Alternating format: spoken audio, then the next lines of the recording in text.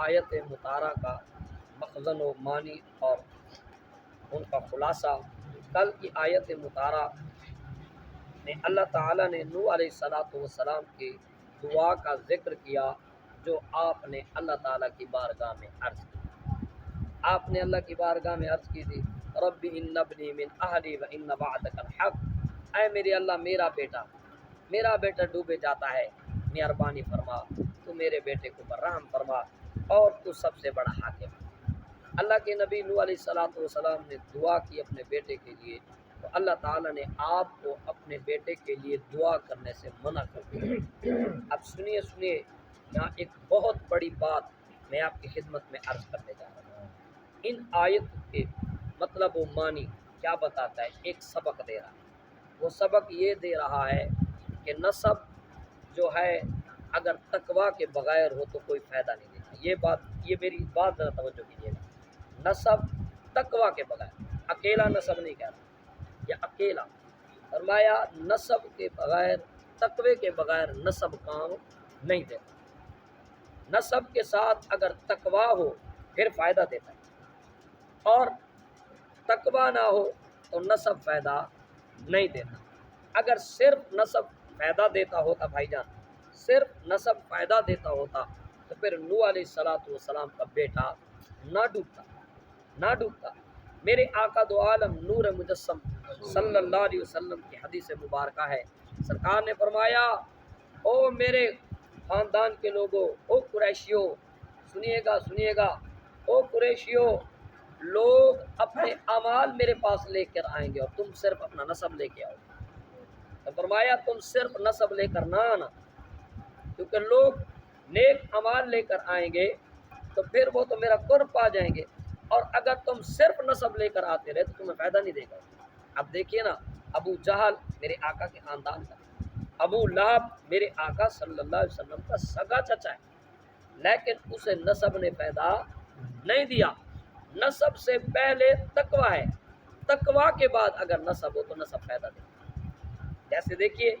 اب نسب میں میرے آقا صلی اللہ علیہ وسلم نسب میں حضرت سیدنا ابو بکر صدیق بھی ہیں، سرکار کے خاندان کے عمر بھی ہیں، سرکار صلی اللہ علیہ وسلم کے قرابت داروں میں عثمان بھی ہیں، قریبی رشتہ دار ہیں، علی پاک تو آپ کے چچا زاد ہیں، آپ کی بیٹی دیکھ لیجئے، فاطمہ پاک دیکھ لیجئے، رقیہ پاک دیکھ لیجئے، زینب پاک دیکھ لیجئے، سرکار کی چاروں بیٹیاں دیکھ لیجئے، حسن و حسین جو جگ کے سردار، کیا کائنات کے سردار ہیں، ان کو دیکھیے۔ نسب بھی کام تب دے رہا ہے جب سرکار کے ساتھ تعلق اور تقوی دامن ہاتھ میں ہے، تو پھر سرکار نے فرمایا میرے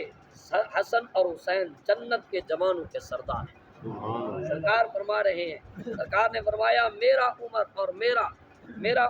میرا ابو بکر، فرمایا جنت میں جو بزرگ دنیا میں فوت ہو گئے ان کے سردار ہوں گے، جو جوانی میں فوت ہو گئے ان کے حسن و حسین سردار ہوں گے، اور جنت میں عورتوں کی سردارہ ہوگی تو سیدہ خاتون جنت ہوگی۔ پتہ چلا یہ ایک اہم نسب ہے جو نسب پہ فخر نہیں کرنا چاہیے۔ نسب اپنی جگہ ہے، نسب کی جو قدر و قیمت ہے اس سے انکار نہیں ہے، لیکن پرسنلی طور پہ اگر پیر کا بیٹا کہ میں پیر ہوں، میں تو پیر کا بیٹا ہوں، مجھے تو کچھ نہیں ہونا، نہیں، پیر کا بیٹا اگر بچنا ہوتا تو پھر نوح علیہ السلام کا بیٹا بچ جاتا۔ تو اس لیے نسب ایک طرف، تقوی ایک طرف، جب یہ دونوں چیزیں جڑ جاتی ہیں پھر بندہ عزت والا بن جاتا ہے۔ اللہ اکبر۔ جناب من نوح علیہ السلام کے قصے کا یہ آج آخری آیت پاک ہے جو ہم اس بارے میں یہاں پڑھ رہے ہیں، توجہ کیے کرو نوجوانوں۔ جناب من حضرت نوح علیہ السلام جب کشتی میں سوار ہوئے، آپ کے ساتھ 80 لوگ تھے اور آپ کے گھر والے بھی تھے سارے۔ تو جب کشتی کنارے لگی 10 محرم کو، تو نوح علیہ السلام نے روزہ بھی رکھا، شکر ادا کیا۔ جو آپ کے ساتھ سوار ہوئے تھے وہ سارے کے سارے ایک ایک کر کے فوت ہو گئے، وہ کشتی میں فوت ہو گئے، اور جب نوح علیہ السلام کشتی سے نیچے اترے تو صرف آپ کے خاندان کے لوگ باقی تھے، بس باقی سارے کے سارے فوت ہو گئے۔ اور پھر انہی آپ کی اولاد سے پھر یہ پوری کائنات آباد ہوئی۔ جب حضرت نوح علیہ السلام کشتی سے اترنے لگے تو اللہ نے فرمایا قیل یا نوح اہبط بسلام، ذرا توجہ کی کہ لفظ کی طرف ہا اور ہا ہے، ایک ہا ہے ہلکی، دوسری ہا ہے، یہ بھی حلق سے نکلتی ہے۔ قیل یا نوح اہبط، اے نوح کہا گیا یا نوح اہبط، اے نوح اتر جائیے، بسلام سلامتی کے ساتھ، منا ہماری طرف سے، وبرکات اور برکتوں کے ساتھ، علیہ کا جو ہم نے آپ پر کی، وعلی امم اور ان جماعتوں پہ بھی، یعنی ہر بندہ خود میں ایک جماعت ہے، یہ یاد رکھیے گا، ہر بندہ خود میں ایک پوری جماعت ہے، کیونکہ اسی کے ذریعے سے نسلیں جاری ہوتی ہیں، جیسے آپ بیٹھے آپ کی اولاد ہے تو آپ ایک جماعت ہیں پوری، ٹھیک ہے، علی امم ممن معک، ہم کسی کی جماعت میں سے، ہم اپنے والد کی جماعت، اللہ نے فرمایا وعلی امم ممن معک، اور ان جماعتوں کو، اور ان جماعتیں بھی جو آپ کے ساتھ ہیں۔ اب یہاں اللہ تعالیٰ نے نوح علیہ السلام کو حکم دیا آپ اتریے، یا علماء کرام نے بڑی پیاری بات، اترنا تو ویسے ہی تھا لیکن رب تعالیٰ نے کیوں فرمایا؟ دیکھیے بات سنیے، انداز محبت ہے، ہم تو محبت والے لوگ ہیں، محبت کی باتیں کرنا سیکھتے ہیں اور سکھاتے ہیں۔ جناب کیوں کہا؟ اس لیے کہ جب نوح علیہ السلام کا طوفان آیا تو زمین پر کچھ باقی نہ رہا، کوئی سبزہ باقی نہ رہا، کوئی درخت باقی نہ رہا، کوئی چھاؤں باقی نہ رہی، کوئی چھپنے کی جگہ باقی نہ رہی، کوئی رزق کا ظاہری وسیلہ دنیا پہ باقی نہ رہا، تو پھر اللہ تعالیٰ نے نوح علیہ السلام کو پہلے حکم دے دیا، اے میرے نبی قدم لگاؤ برکت آ جائے، یا نوح اہبط بسلام منا، اگر آپ کے دل میں یہ اندیشہ ہو کہ رزق کہاں سے آئے گا، رزق کہاں سے آئے گا، تو فرمایا اس کی ٹینشن نہیں لینی، آپ سمجھتے ہو نا کہ دنیا پہ تو کچھ نہیں ہے، آپ جاؤ تو صحیح، ہم ہر چیز میں برکت ہیں۔ ایک بزرگ کہتے ہیں زمانہ طالب علمی میں میں اپنے استادوں کے بعد پڑھتا تھا تو فرماتے ہیں اس وقت اتنی بھوک ہوا کرتی تھی، اتنی بھوک ہوا کرتی تھی کہ کئی دن تک کھانے کو نہیں ملتا، آج تو کھانا پینا عام ہے، طلباء ایسے ڈھینگے مارتے ہیں جیسے گدھا کھا کے ڈھینگے مارتے ہیں، اتنا کھاتے ہیں پیتے ہیں، ہر چیز کی فراوانی ہے لیکن تعلیم زیرو۔ استاد کو آج ہاتھ باندھے بڑے مہربانی کا تو پڑھ کے تیری مہربانی ہے، تو پڑھ کے تیری مہربانی، پھر قدر بھی وہی ہے جو علم کی قدر نہیں کرتا تھا، کبھی تو کھاتے ہیں، جس نے علم کی قدر کی وہ عزت پایا۔ وہ کہتے ہیں مجھے اتنی بھوک لگی 3 دن ہو گئے کھانے کو نہیں ملا، لیکن میں نے یہ نہیں کہا استاد تک ہمیدہ کشا نہیں، بس بستر بدو گھر میں چھوڑو کیا ہے مولوی ہمیدہ کشا نہیں، فرمایا 3 دن ہو گئے کھانے کو کچھ نہیں ملا، میں تیسرے دن اپنے استاد کے سامنے تعلم کے لیے سیکھنے کے لیے بیٹھا تھا تو میرے استاد بولتے تھے مجھے سمجھ نہیں آتی تھی کیا کہہ رہے ہیں، ان کا منہ تو ہلتا نظر آتا لیکن بوت اتنی سخت تھی کہ مجھے سمجھ نہیں آتی تھی میں کیا کروں، کیا میرے عقل ہی کام نہیں کرتا۔ فرمایا جب میں نے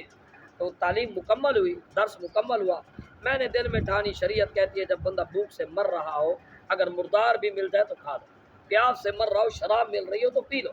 یہ شریعت کہتی ہے جان بچانے کے لیے۔ فرمایا میں بہت بھوک سے تنگ تھا، ہماری مسجد کے جو چھت تھی اس کے ساتھ دوسری چھت متصل شہر کی مسجد تھی، تو فرمایا میرے دل نے کہا چل یار بندے آج چل کسی گھر میں گھستے ہیں چوری کرتے ہیں، کہتے ہیں میں وہاں سے سیڑھی چڑھا، ایک گھر دوسرا 3 چوتھے 4 گھروں میں 4-5 گھر جب میں کودے تو 5ویں چوتھے گھر میں مجھے کھانے کی خوشبو آئی، میں بے چین تھا بھوک سے، میں وہاں سے نیچے اترا اور نیچے اترا تو دیکھا گھر میں بھی کوئی نہیں، گھر میں بھی کوئی نہیں، اور میں کچن میں گھس گیا، جب کچن میں گیا تو میں نے کیا دیکھا کہ جو یہ بینگن ہوتے ہیں نا جی، وہ بینگن انہوں نے برتھا بنایا ہوا تھا اور وہ ثابت بینگن جو ہے دیگچی کے اندر جو انہوں نے رکھے تو بند تاکہ وہ پک جائے، تو کہتے ہیں میں وہاں پہنچا، دیکھیے گا اب ایمان بھی اپنا کام کرتا ہے، بندہ اگر ایمانداری اختیار کرے اللہ کرم کرتا ہے۔ فرماتے ہیں میں نے کیا کیا، میں نے کیا جب بھوک سے بے چین تھا میں نے کہا کچھ نہیں ملتا یہی تو ملتا ہے، میں نے اسے اٹھایا ایسے بس منہ میں لیا، دانت مارے، جب دانت مارے تو دل نے کہا اے بندے یہاں تو کھا لے گا، کل قیامت کے دن اگر اللہ نے پوچھ لیا کیا ہمیں بھول گیا تھا، ہم نہیں تھے، تمہارے اوپر اتنا بھی اعتبار نہ تھا تجھے، کہتے بس یہی بات ہوئی۔ اللہ امتحان لیتا ہے میرے بھائیوں، لیتا ہے۔ مجھے ایک بات بھائی بتا رہے تھے استاد جی، ایک وقت یہ تھا میں یا تو کروڑوں میں کھیلتا تھا، ایک قدم ہوتا میں تھوڑے سے دانے گھر لے کے آیا، پریشان تھا کیا ہو، پھر اللہ نے کرم کیا بہت دے دیا، اللہ کرتا ہے بندے کے ساتھ لیکن دیتا بھی اللہ ہے۔ وہ کہتے ہیں میں نے وہ اس کو یوں جو ہے نا کاٹا اور دل میں خیال ہے میں نے وہیں چھوڑ دیا، روتا ہوا پھر واپس آ گیا، واپس جب آیا تو میں اپنے وہاں جہاں استاد سے بیٹھے تھے وہیں آیا تو کیا دیکھتا ہوں ایک بوڑھا آیا ہے اور اس کے ساتھ ایک عورت آئی ہے جو باپردہ ہے اور دور بیٹھی ہے، وہ میرے استاد سے باتیں کر رہے ہیں، توجہ نہیں ہے تمہاری، میرے استاد سے باتیں کر رہے ہیں، تو میرے استاد کبھی مجھے دیکھتے ہیں اور کبھی اسے دیکھتے ہیں، باتوں باتوں میں مجھے سمجھ نہیں آتی استاد کیا کرے۔ جب کوئی بات اس بوڑھے نے مکمل کر لی، استاد نے مجھے قریب بلایا، میں قریب گیا، انہوں نے کہا شادی کرے سے، میں غریب الوطن تھا، وقت کہیں گھر بھی میرا دور تھا۔ استاد نے کہا بھائی شادی کرے گا؟ میں نے کہا جی اپنا پیٹ پلتا نہیں، کسی اور کو ذمہ لگاؤ گے، میں اس کا پیٹ کیسے پالوں گا، میں تو خود 3 دنوں سے بھوکا ہوں، اس کو کہاں سے؟ وہ جو بوڑھا آیا اس نے کہا اسے کو کھانے پینے کی ٹینشن نہیں لینی، اللہ نے مجھے مکان بھی دیا، مال و دولت بھی دیا، میری جو ہے ایک ہی بیٹی تھی وہ فوت ہو گئی ہے، یہ میں جو عورت لایا ہوں یہ میری نواسی ہے، یہ میری نواسی ہے، میں اپنا سارا گھر، میرا بھی کوئی اور نہیں ہے، میری بیوی فوت ہو گئی ہے، میں اپنی بیٹی کے ساتھ رہتا تھا، اب میری بیٹی بھی نہیں، وہ صرف نواسی ہے، میں نواسی، اب میں اکیلا ہوں، بوڑھا ہوں، میں چاہتا ہوں میری بیٹی کا گھر بس جائے اور میں مر جاؤں گا اس سے پہلے اس کا گھر بس جائے۔ تو وہ کہنے لگے، استاد کہنے لگے تو شادی کرے گا؟ میں نے کہا جی شادی تو کر لوں لیکن نہ خرچہ ہے نہ ہی میرے پاس حق مار کے پیسے ہیں۔ انہوں نے کہا چلو ایسے کرتے ہیں، حق مار کے پیسے میں دے دیتا ہوں۔ فرماتے اسی وقت میرے استاد نے اس نوجوان خوبصورت عورت کے ساتھ میری شادی کر دی، حق مار میرے استاد نے ادا کر دیا۔ اب وہ بوڑھا اور وہ میری بیوی مجھے لے کر چلتے پھرتے اسی گھر میں آئے جس گھر سے میں نے چوری کرنے کا ارادہ کیا۔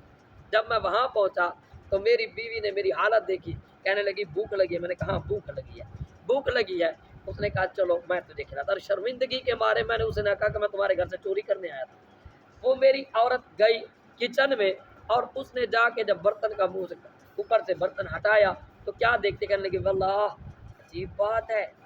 کیسا چور ہمارے گھر میں گھسا ہے، یہ بھلا کون آیا ہے کہ اس نے اس کو دانت بھی لگائے کھایا بھی نہیں ہے۔ فرماتے جب اس نے یہ بات کی میں رویا، اس نے کہا میں کہتی ہوں کہ بینگن کو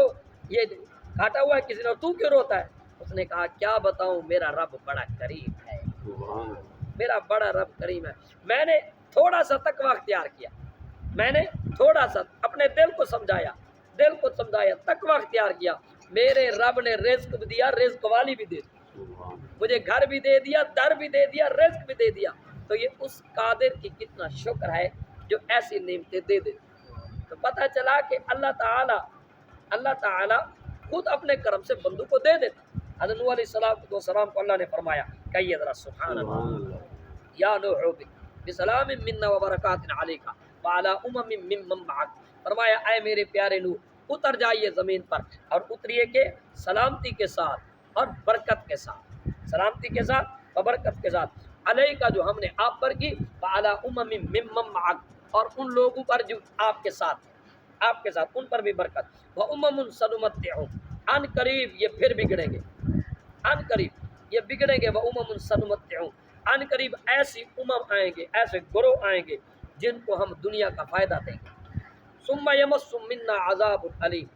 اللہ نے پہلے بتا دیا نوح علیہ السلام کو ابھی تو آپ کے بیٹے یہ مسلمان ہیں، انہی کی اولادوں میں سے پھر بے ایمان ہو جائیں گے، فرمایا ہم ان کو پھر دردناک عذاب دیں۔ اب جس کو اللہ دردناک کہے آپ اندازہ لو اسے درد کی کیا کہیں گے، اللہ ہم سب کو بچائے۔ تلک من انباء الغیب، فرمایا اے محبوب، اب حضور کے ساتھ اللہ کلام فرمایا، تلک من انباء الغیب، اے میرے حبیب یہ خبریں ہیں غیب کی، خبریں ہیں غیب کی، نوحیہا الیک، جس کو ہم آپ کی طرف وحی کرتے ہیں، ما کنت تعلمها انت ولا قومک، ہمارے بتلانے سے پہلے نہ آپ جانتے تھے اور نہ آپ کی قوم جانتی تھی، اس طرح قوم اجمالی طور پہ جانتی تھی کہ ایسے ایسے ہوا تھا لیکن تفصیلاً نہیں جانتی تھی، اور میرے آقا کا یہ معجزہ ہوا، میرے محبوب نبی نے بغیر حواس خمسہ کے اور بغیر کسی کے بتلانے کے غیب کی وہ خبریں سنائیں کہ دنیا حیران ہوئی۔ اس کو کہتے ہیں علم غیب، اس کو کیا کہتے ہیں؟ علم غیب۔ موٹی موٹی بات ہے کہ کس نے دیا، بولو یار بولتے نہیں ہو، کس نے دیا جی؟ اللہ نے دیا، اللہ دے دے کوئی اعتراض ہے سے نہیں ہے، سرکار کا ذاتی نہیں ہے، اللہ نے دیا ہے، ہاں ہم کہیں گے دیا ہے، صرف جان لینا علم غیب نہیں بلکہ عطا ہو جانا علم غیب ہے، اور جن کو حواس خمسہ سے نہ سمجھا جا سکے، کسی استاد کے بتلائے بغیر نہ سمجھا جا سکے، دنیاوی اسباب کے بغیر جو شے علم حاصل ہو جائے اس کو کہتے ہیں یہ علم غیب ہے، غیب کا علم ہے، اور اللہ نے اپنے محبوب کو دیا ہے۔ فرمایا فاصبر، اے حبیب صبر کیجئے، کیونکہ کافر تنگ کر رہے تھے میرے آقا کو، تو اللہ نے فرمایا ہے محبوب صبر کیجئے، ان العاقبۃ للمتقین، کامیابی کا سہرا طاقتور کے سر بھی نہیں، مالدار کے سر بھی نہیں، اور تکبر والے کے سر بھی نہیں۔ اگر کامیابی ملنی ہے تو صرف نیکی سے ملنی ہے۔ اللہ تعالی ہمیں دنیا کی نعمتیں بھی عطا فرمائے اور آخرت کی نعمتیں بھی عطا فرمائے، ہمیں تقویٰ عطا فرمائے۔